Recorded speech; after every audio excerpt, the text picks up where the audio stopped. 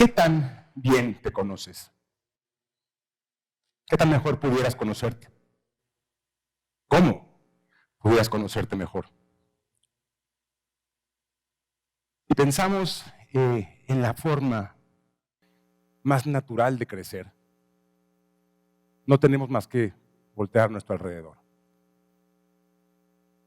Nuestro crecimiento personal, profesional, emocional, depende en gran medida de cómo somos capaces de asimilar el feedback que recibimos. Ese feedback se conoce como esa retroalimentación cuando tenemos un trabajo o cuando hacemos algún tipo de manifestación artística o cuando damos una charla. Y esa retroalimentación nos permite ver y conocernos de una forma en la que evidentemente no nos conocemos también. Ahora, la realidad es que este feedback o esta retroalimentación, así como te hace, te puede deshacer. La pregunta es entonces, ¿cómo asimilamos nosotros ese feedback o esa retroalimentación? ¿Puedes pensar cuándo fue la última vez que tú recibiste un feedback negativo o que tu institución recibió feedback negativo? Para ejemplificar esto, me gustaría contarles la historia del güero. El güero, cuando estaba en la secundaria, en las tardes iba al Conservatorio Nacional de la Música porque tenía la ilusión de convertirse en un pianista. En el conservatorio tomaba la clase de solfeo, y el solfeo es un entrenamiento que te permite entender las notas, entender el mundo de la música. Y la forma en la que se enseña es un poco como cuando en la primaria nos enseñaron a leer. Había un alumno que empezaba a leer y cuando se equivocaba, la maestra lo corregía y pasaba al siguiente alumno. Todos recuerdan ese momento. Aquí la diferencia es que hay una partitura y estás leyendo notas musicales. El maestro golpeaba el escritorio, marcando el tiempo, el alumno decía las notas, se equivocaba y continuaba el siguiente alumno. Esto le provocaba al güero una brutal ansiedad, de tal forma que cuando le tocaba a él, no pasaban ni siquiera 2 compases musicales cuando ya se equivocaba. Y esto irremediablemente le valía todo tipo de insultos y humillaciones de parte del profesor. Usted es tan limitado intelectualmente que no será capaz ni siquiera para vender chicles afuera de la estación del metro. Esta humillación continuó durante el semestre y de repente, fortuitamente, estalla la huelga en el Conservatorio Nacional de la Música. Por tanto, el güero dijo, qué suerte, no tengo que enfrentarme a este temido profesor. Hubo un pase automático y se encontró finalmente en el siguiente año escolar. Sin embargo, el daño estaba hecho. El güero se replanteó y dijo, creo que esto no es para mí. Y fue así como, evidentemente, decidió abandonar el sueño de ser músico. Bueno, para aquellos de ustedes que tienen un poco de intuición, se podrán imaginar que ese güero soy yo. Y cursé la secundaria, la preparatoria, y finalmente decidí estudiar la carrera de odontología. Y llevo ya 30 años dedicado no solo a la odontología, sino que también a el mundo de la educación, el mundo de la enseñanza. Y esto me ha permitido explorar una serie de lugares, pero también explorar mi propia mente. Al grado que un día dije, quiero conocer mi mente un poco mejor. Y fue cuando decidí buscar ayuda profesional. Y cuando hablé con la terapeuta de mi vida y de mis experiencias, decidí contarle mi experiencia en el conservatorio. Y claro, le dije, es que a mí me salvó la huelga. Ella me dijo, ¿de verdad? ¿De verdad crees que te salvó la huelga? Si la huelga lo que hizo es quitarte la oportunidad de demostrarle a ese profesor, pero sobre todo, de demostrarte a ti, tú podías. Ese día volvió a cambiar mi vida y me di cuenta que estamos expuestos 24/7, 365 días del año a feedback. Y mucho de este no es positivo. El mundo se encarga de decirte verbalmente, se encarga de decirte por escrito, qué es lo que no haces tan bien. Se encarga de hacerlo personalmente, se encarga de hacerlo por redes sociales. Todos estamos expuestos a recibir ese feedback. Bien, pues llegó el día en el que mi vida cambió profesionalmente porque me invitaron a participar como profesor en la que quizá es la plataforma de educación continua en odontología más importante del mundo. Spear Education es un ecosistema de educación continua en odontología fundada precisamente por el doctor Frank Spear, que fue uno de mis profesores cuando cursé la maestría en la Universidad de Washington. Esta empresa es una empresa de lo más robusto, donde hay 300 personas trabajando en ella. Se toman las cosas supremamente en serio. Bill Gates dice, nuestra fuente más grande del conocimiento llega a partir de nuestros clientes insatisfechos. Entonces hay que entender al cliente insatisfecho. Para esto, siendo una empresa dedicada a la educación, cada vez que yo me paro a hablar en público, existe una hoja de evaluación donde la gente califica exactamente lo que le gustó, pero sobre todo lo que no le gustó. 320 personas calificando mi trabajo en un alterón de páginas donde puedo leer perfectamente qué es lo que piensan de mi trabajo. Y desde luego, ¿vemos lo bueno o vemos lo malo? Claro que vemos lo malo.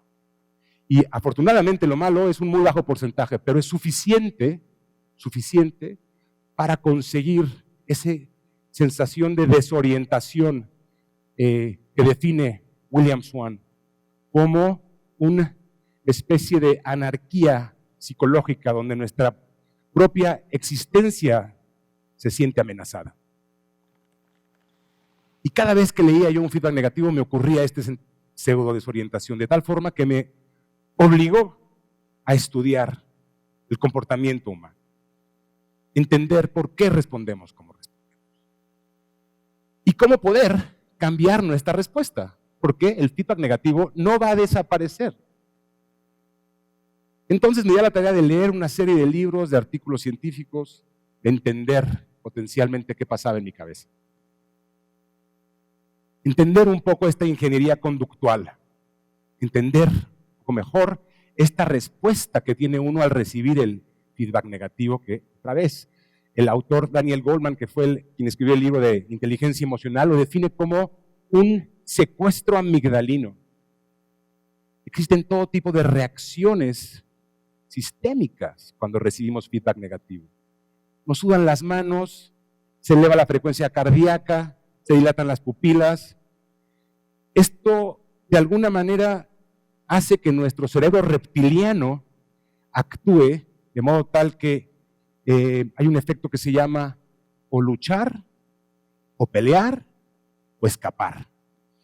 Eso es lo que nuestro cuerpo hace. El cuerpo se prepara cuando lee ese ataque, esa afrenta o ese feedback negativo. Carol Dweck, profesora de Stanford University, también experta en psicología conductual, escribe este libro y hace investigación con respecto a la mente humana y se da cuenta que hay dos tipos fundamentalmente de personas: aquellos que tienen una mentalidad fija, aquellos que tienen una mentalidad de crecimiento. Mentalidad fija quiere decir estamos llenos de ideas preconcebidas. Las cosas nos pasan por esto. Siempre a mí. Claro, me está atacando por esto y por esto y por esto. Mentalidad fija quiere decir miedo al fracaso. Hacer las cosas bien, pero tener mucho miedo a fracasar. Por otro lado tenemos la mentalidad de crecimiento. Aquellos individuos que evolucionan porque el reto les parece que alimenta su espíritu, que no se sienten amenazados por el fracaso, sino que ven siempre el espacio de mejora. Y la pregunta importante es, ¿podemos transitar de tener una mentalidad fija a una mentalidad de crecimiento? Y la respuesta es claro que podemos. Yo pude, y por eso estoy aquí. Y vengo a explicarles que esto es relativamente sencillo, pero el concepto que mejor lo ejemplifica es: El ejemplo del ejercicio físico, el ejemplo del gimnasio, el ejemplo de la disciplina. Todos sabemos que cuando vamos a ir al gimnasio, sí o sí, nuestro cuerpo va a decir, ay, me siento incómodo. Sin embargo, lo seguimos haciendo, hasta que nos empezamos a sentir cómodamente incómodos. Y esa es la consigna. De la misma forma en la que aprendemos a sentirnos cómodamente incómodos cuando vamos al gimnasio, eso es precisamente la propuesta del día de hoy, a la hora de enfrentarnos a la vida, no solo al gimnasio. Suena fácil, y lo que les voy a decir ahora también suena fácil, pero no es tan fácil, porque se trata de soltar dos elementos que viven adentro de nosotros, en menor o en mayor forma. Primero, evidentemente, es el miedo. Y el segundo es la culpa. Y es la combinación entre miedo y culpa la que nos hace vivir en esa personalidad fija. Entonces, la consigna es despojarnos precisamente de este miedo para enfrentarnos sabiendo que estaremos cómodamente incómodos y que encontraremos la forma de salir adelante y de evolucionar. Me gustaría compartir con ustedes un ejemplo muy a propósito de este formato. Esta fue una plática como esta, TEDx, en la que participé hace 5 años. Es una plática que ha tenido múltiples reproducciones y al final de las reproducciones hay también más de 100 comentarios. Ya me conocen. ¿Cuáles son los comentarios que leo con más interés? Pues quisiera compartir con ustedes 3 de esos comentarios que evidentemente seleccioné para el día de hoy. Primer comentario. Puras pendejadas. Ahora hasta un carnicero es conferencista. Ja, ja, ja. Segundo comentario. ¡Qué hueva de conferencia! El tipo no tiene ni ritmo ni coherencia. Lamentable. Tercer comentario. Muy buena ponencia, pero hay demasiado movimiento. Demasiado movimiento corporal. Cansa la vista. Si revisamos parte del trabajo de Tasha Eurich, que escribe este magnífico libro que se llama Insight, nos habla de la manera en la que sistemáticamente tendríamos que ser capaces nosotros de enfrentarnos al feedback negativo. Y parte de lo que ella dice es, número 1, no nos apresuremos en reaccionar. Trata de obtener toda la información que puedas. No te conviertas en un mártir solitario. Ay, esto me pasa a mí. Y recuerda que el cambio es absolutamente opcional. A partir de estos 4 puntos, analicemos entonces el feedback que recibimos y busquemos cuáles son las palabras claves. Puras pendejadas, no tiene ritmo ni coherencia, claramente, o demasiado movimiento corporal. Al hacer la disección de estas 3 críticas que parecerían que son muy hostiles, aún aquí soy capaz de ver y somos capaces de ver el espacio de mejora. El espacio de mejora que vive al hacer la reflexión. Por tanto, la conclusión a la que llegamos es, 1, vigila tu ritmo y tu coherencia. 2, procura no moverte tanto. Cansa tu movimiento corporal. Y 3, trata de no decir tanta pendejada. Por un segundo, quiero que piensen, ¿y qué si no hay feedback negativo? ¿Y qué si todo el feedback que recibimos es positivo? ¿Dónde queda el espacio de crecimiento? Piensen en lo limitante que sería la vida. Piensen en la gran mentira que viviríamos. La consigna otra vez es apretar el botón en las mañanas y decir, hoy estoy dispuesto a sentirme cómodamente incómodo. Y te pregunto, ¿tú conoces a alguien a tu alrededor a quien te gustaría invitarlo a que se sienta cómodamente incómodo? Que sea capaz de retar, aprender del feedback negativo. Quizá algún miembro de su familia. quizá algún compañero de trabajo, quizá algún funcionario, quizá a lo mejor algún presidente.